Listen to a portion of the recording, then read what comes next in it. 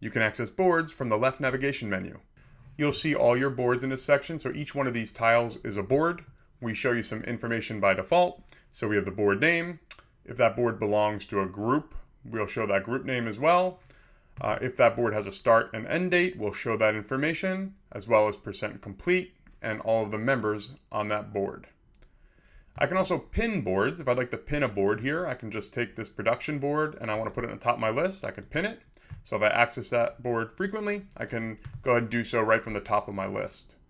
We also offer some filters here that allow you to see your pin boards, your shared boards that are shared with you, boards that you didn't create, boards by group, all of my board templates, as well as boards that have been archived.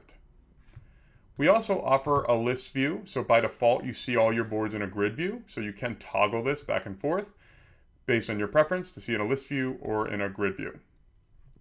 You can also import boards.